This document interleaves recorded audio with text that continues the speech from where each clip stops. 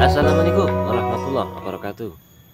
Halo dulur tani dimanapun jenengan berada, jumpa lagi dengan saya Bang Amel.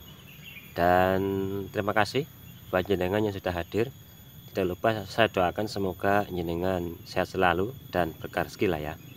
Dan kali ini kita masih berada di lahan polybag, dan alhamdulillah sudah 2 hari ini ada panas, sehingga untuk hari ini kita bisa lakukan aplikasi penanaman benih ya teman-teman. Dan buat jenengan yang memiliki profesi sama, petani, namun masih bingung cara tanam terong di polybag supaya hasil maksimal, jenengan semua bisa bergabung lah ya, ataupun hadir di video-video saya untuk kita belajar bersama lah ya, biar bisa bersama dan sukses bersama. Kemarin sore kebetulan tidak hujan, sehingga kita sempatkan untuk nyicil tanam, dan ini semua hampir kelar, tinggal 10 pot sebagai bahan contoh ataupun bahan sampel lah ya. Mungkin buat jenengan teman-teman yang masih bingung terkait tanam benih terong di polybag untuk hasil maksimal, dalam arti kata cepat kelar, lalu tidak mudah mengalami yang namanya kematian ataupun layu di media tanam ya teman-teman. Yang pertama, supaya tanamnya biar cepat kelar ya teman-teman, untuk benihnya itu kita taruh dulu di dekat ataupun di area media tanam seperti ini. Untuk semua media tanam kita taruh seperti ini. Kemudian untuk setelah kita taruh semua, tiap media tanam kita lubang kurang lebih ya sekitaran 10-an senti sebagai area penanaman. Dan ini semuanya ya teman-teman, ini bisa menggunakan kayu lah ataupun apa sebesar segini. Kemudian kita siapkan juga ini ya teman-teman, ini untuk dangir nantinya kalau orang Jawa bilang itu, untuk mencacah di sekitarnya. Kemudian kita gunakan juga alat tambahan kayak gini, ini lidi sapu untuk nanti mengunci benih yang sudah kita tanam. Kita coba praktekkan pelan-pelan ya teman-teman. Pertama, untuk benih kalau media tanahnya itu kering, kita siram dulu sama air dengan gembor itu, terus kita tunggu sekitaran 2 menit. Kalau sudah atuh seperti ini, kemudian kita agak kepal pelan-pelan saja ya teman-teman, jangan terlalu keras supaya tanah tidak bubar lah kalau orang Jawa bilang itu. Terus kita buka pelan-pelan, kemudian kita masukkan, lalu area batang tanahnya kita timbun, dan jangan terlalu keras untuk menekannya.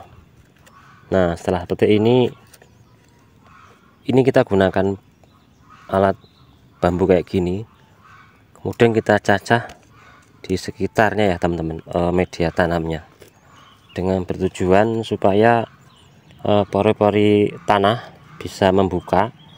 Untuk apa? Supaya akar benih yang kita tanam ini bisa bernapas, dalam arti kata oksigen bisa masuk ke dalam area media tanam ya teman-teman. Setelah seperti ini kita kapit dengan lidi sapu yang tadi kita siapkan. Nah, seperti ini kita pegang. Nah, untuk apa? Supaya jika terjadi hujan, benih itu tidak mudah roboh, dan jika angin kencang, untuk benih sendiri tidak ngobet-ngobet lah kalau orang Jawa bilang, itu tidak kesana kemari, jadi tetap lurus tegap ke atas. Kalau untuk benih tua, misalkan teman-teman itu benih yang akan ditanam itu benih tua sekitar umur 2 bulanan, itu kan biasanya akar sudah banyak, itu tidak perlu kita kepal seperti ini ya teman-teman. Kalau benih tua dalam arti untuk perakar sudah banyak, kalau kita kepal itu kemungkinan akan banyak yang putus. Nah, itu kalau kita tanam itu kemungkinan benih itu mudah layu ya teman-teman. Namun kalau benih muda seperti ini umur sebulan kurang lebih, itu kita bisa kepal. Jadi intinya posisi akar itu kita tanam itu tidak patah ya teman-teman. Kalau sampai ada yang patah itu pertumbuhan di awal itu lamban. Dan kalau benih tua, kalau banyak yang putus ataupun patah, itu biasanya yang menyebabkan layu ataupun kematian, karena penyerapan air dan juga nutrisi terhambat karena akar yang luka. Kemudian untuk waktu penanaman yang baik itu kalau pagi itu pagi sekalian ya teman-teman, jam 6 sampai maksimal jam 9 lah ya. Terus kalau sore habis asar itu bagus. Terus malam juga bagus kalau lahan jenengan itu dekat rumah ataupun di area pekarangan rumah kita, itu bagus. Kalau nanamnya siang itu sudah panas, itu kemungkinan tanaman mudah layu ya teman-teman. Kalau orang Jawa bilang itu stres lah. Untuk alat yang kita gunakan untuk mencacah itu nggak harus seperti ini ya teman-teman. Bisa pakai kayu ataupun sejenisnya. Yang jelas untuk area ujung itu kita agak runcingkan untuk mempermudah ini saat nyacah. Kemudian untuk ininya, untuk penggapitnya itu juga nggak harus pakai sapu lidi seperti ini, bisa kita gunakan dengan bambu kecil ataupun milah, kita buat kecil-kecil itu lebih kuat. Kalau kita kan ini pakai sapu lidi biar cepet lah. Kalau satu bongkok kayak gini kan murah, cuma 5.000, itu kalau kita tanam banyak udah cukup. Ini satu, ini kita potong jadi 2 itu udah cukup ya teman-teman. Nah, seperti ini nih. Nah, cukup mudah, tinggal kita gapaikan saja, set itu.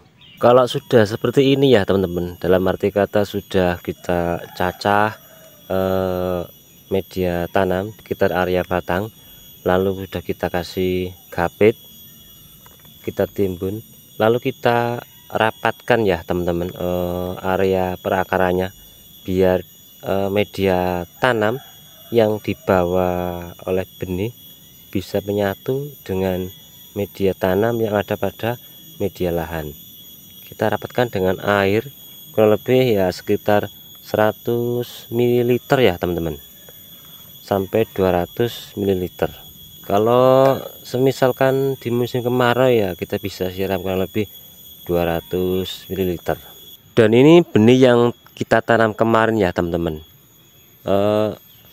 Jika cara tanamnya kita benar, maka benih itu langsung adaptasi dengan sempurna ya teman-teman. Artinya tidak mengalami kematian yang diakibatkan layu ataupun busuk akar, karena posisi akar dia bisa bernapas dengan pore-pore yang terbuka, kemudian dengan penyiraman langsung yang sesuai ukurannya, media tanam yang dibawa oleh benih bisa menyatu dengan media lahan. Dan waktu yang tepat dalam penanaman akan menyebabkan pertumbuhan benih di lahan baru itu lebih cepat adaptasi, dan ini langsung hidup ya teman-teman. Untuk video kali ini kita cukupkan dulu ya teman-teman. Wis kemeringet mulai panas, dan mudah-mudahan apa yang tadi saya sampaikan bisa bermanfaat buat jenengan semua, terutama teman-teman petani yang masih pemula, yang mungkin masih bingung dalam menanam benih terong, terutama di media polybag.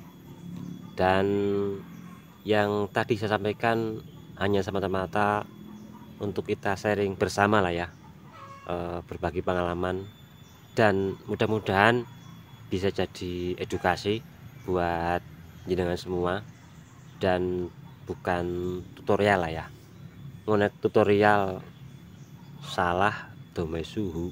Untuk di part berikutnya kita akan lakukan aplikasi Agen Hayati pasca penanaman benih, supaya benih yang sudah kita tanam itu terlindungi dari bakteri negatif, sehingga adaptasi dalam media lahan yang baru bisa maksimal ataupun optimal. Dan agen Hayati apa yang kita gunakan kita jelaskan di part berikutnya lah ya. Koneksi kedawan mulai nonton kuota entek.